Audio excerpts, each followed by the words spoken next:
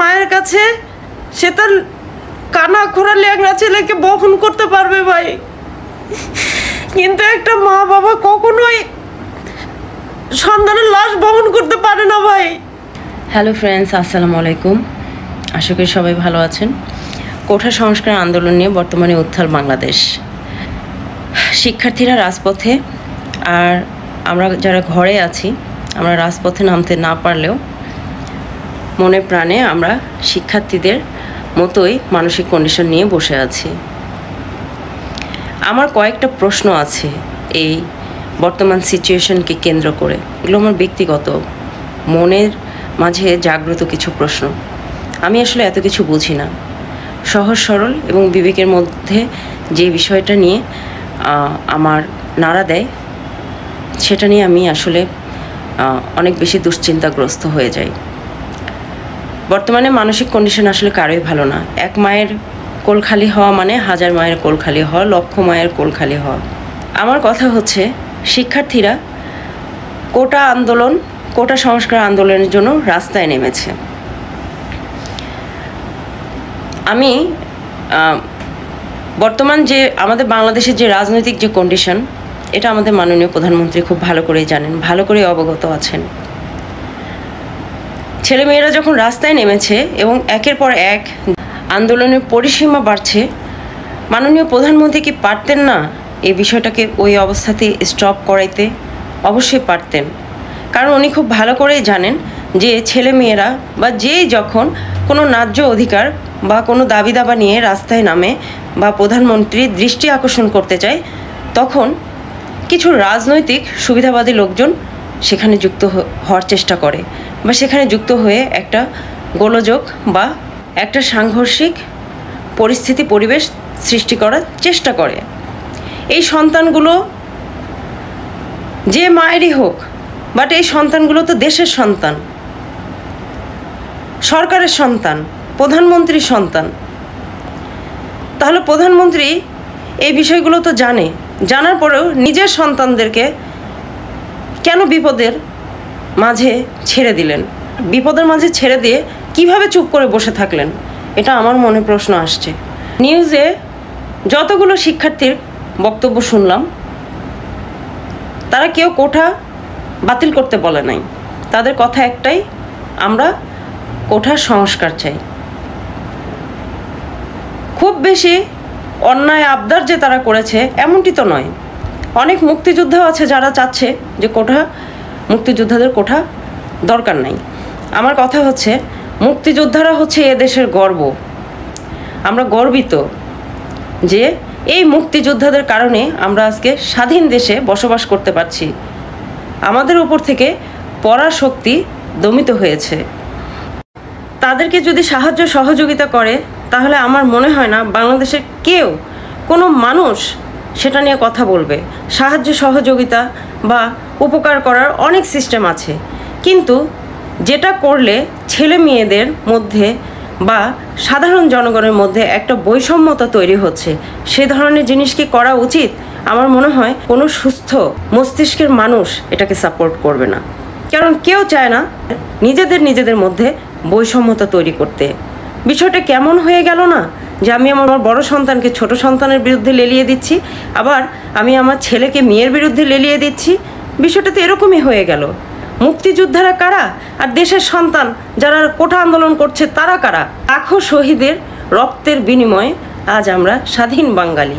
আমার প্রশ্ন, তাহলে কেন এই কোঠা সংস্কার আন্দোলনকে উপলক্ষ করে রাজপথ রঞ্জিত হবে শিক্ষার্থীদের রক্তে? মাননীয় প্রধানমন্ত্রী তার এক বক্তব্যে বলেছেন যে মুক্তিযোদ্ধাদের নাতিপুতিরা কোঠা পাবে না তো কি রাজাকারদের নাতিপুতিরা পাবে? আপাত দৃষ্টিতে এটা এভাবে চিন্তা করেন, মাননীয় প্রধানমন্ত্রী কিন্তু শিক্ষার্থীদেরকে বা ছাত্রছাত্রীদেরকে বা বাংলাদেশের সাধারণ জনগণকে কিন্তু রাজাকার বলে নাই। আপনারা একটু ঠান্ডা ব্রেনে যদি চিন্তা করেন, তাহলে কিন্তু আসলে উনি কারো নাম মেনশন করেন নাই। এবং উনি যে কথাটা বলেছেন, ওনার যুক্তিযুক্ত থেকে, ওনার যে অবস্থান থেকে, উনি যে প্রেক্ষাপটগুলো তখন বর্ণনা করছিলেন, যে প্রেক্ষাপটগুলোর ব্যাখ্যা দিয়েছিলেন, সেই প্রেক্ষাপট অনুযায়ী, ওনার বর্ণনা অনুযায়ী, ওনার কথা অনুযায়ী সেটার সাথে সংশ্লিষ্টতা রেখেই উনি ওনার বক্তব্যে এই কথাটা বলেছিলেন। এটা এক দৃষ্টি থেকে আমার কাছে এরকম। আরেকটা দৃষ্টিতে যদি আমি বলতে চাই, বর্তমানে যেহেতু কোটা সংস্কার আন্দোলন চলছে, মাননীয় প্রধানমন্ত্রী এই বক্তব্য থেকে ছেলেমেয়েরা বা শিক্ষার্থীরা এমন মনে করতেই পারে যে রাজাকার তাদেরকে বলা হয়েছে। তাহলে প্রধানমন্ত্রী কি সে বিষয়টা ক্লিয়ার করা উচিত নয়? আর আমি একটা জিনিস বুঝি না, আমাদের দেশে যখনই কোনো ধরনের আন্দোলন হয়, মিছিল হয়, মিটিং হয়, যেটাই হয়, সেখানে কিছু কিছু রাজনৈতিক কিছু কিছু স্বার্থান্বেষী রাজনৈতিক দল সেখানে ঢুকে যাবে এবং সেটাকেই রাজনৈতিক রূপ দেওয়ার চেষ্টা করবে।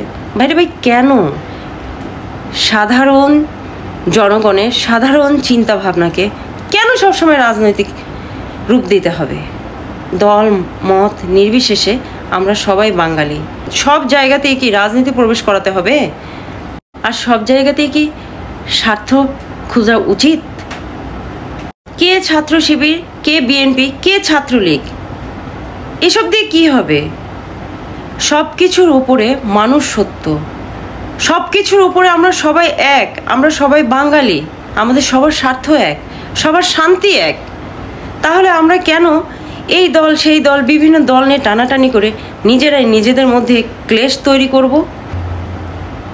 একজন মায়ের বুক যদি খালি হয়, সেটা যে দলেরই হোক, একজন বোন যদি ভাই হারা হয়, একজন সন্তান যদি বাবা হারা হয়, কোনো মা বোনের যদি সম্মানের ক্ষতি হয়, তাহলে দল দিয়ে আপনি কি করবেন? দল মত নির্বিশেষে যদি আপনারা সেটাকে রক্ষা করতেই না পারেন, একটা জীবন যদি বাঁচাতেই না পারেন, একটা সম্মান যদি রক্ষা করতেই না পারেন, সেই দল দিয়ে কী হবে রে ভাই? সবার দল হয়তো বা এক নয়, কিন্তু সবার উদ্দেশ্য তো এক, দেশকে এগিয়ে নেওয়া, দেশের শান্তি বজায় রাখা, দেশের জীবনযাত্রার মান উন্নত করা, ঠিক কি না? দল দল করে যদি ভাইয়ে ভাইয়ের লাশ ফেলে, দল দল করে যদি এক সন্তান আরেক মায়ের বুক খালি করে, ভাইরে ভাই, সেই দল দিয়ে কী হবে? মুক্তিযোদ্ধারা জীবন দিয়েছিলেন দেশের জন্য। মুক্তিযোদ্ধারা দেশকে পরাশক্তি থেকে মুক্ত করতে চেয়েছিলেন। মুক্তিযোদ্ধারা স্বাধীন বাংলাদেশ দেখতে চেয়েছিলেন, রাজপথে তাদের সন্তানদের রক্ত দেখার জন্য নয়। যেখানে মুক্তিযোদ্ধারাই বলছেন যে কোটা সংস্কার প্রয়োজন, সেখানে কিসের জন্য ছেলে মেয়েরা এখন পর্যন্ত না খেয়ে রাজপথে পড়ে আছে? যে মায়ের বুক খালি হয়েছে, যে বোন তার ভাই হারিয়েছে, যে সন্তান তার বাবা হারিয়েছে, যে বোন তার সম্মান হারিয়েছে, আমার কথা হচ্ছে তাদের পরিবারদেরকে কি বলে সান্ত্বনা দিবেন? আর এই যে অকালে শিক্ষার্থীরা, সন্তানেরা, দেশের আগামী ভবিষ্যৎ প্রজন্ম অকালে প্রাণ ঝরে গেল যাদের, কে নিবে তাদের দায়ভার? কে নিবে তাদের দায়ভার?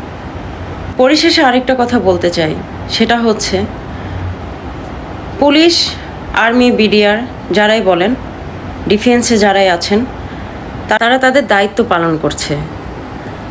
আমার পুলিশ ভাইদের কাছে আমার একটা অনুরোধ থাকবে, সেটা হচ্ছে ভাই আপনারা দায়িত্ব পালন করেন, কিন্তু আপনাদের গুলিতে যেন কোনো মায়ের বুক খালি না হয়, কোনো স্ত্রী যাতে তার স্বামী হারা না হয়, কোনো সন্তান যাতে তার বাবাকে না হারায়।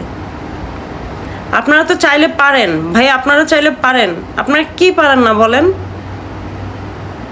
বাই মিস্টেকেরই হোক, আমরা জানি আপনারা দেশের শান্তির জন্য, আপনাদের ডিউটি পালনের জন্য অনেক সময় পরিস্থিতি মোকাবেলা করতে গিয়ে আপনাদেরকে গোলাগুলি করতে হয়, কিন্তু ভাই যতটুকু পারা যায় আপনারা চেষ্টা করবেন।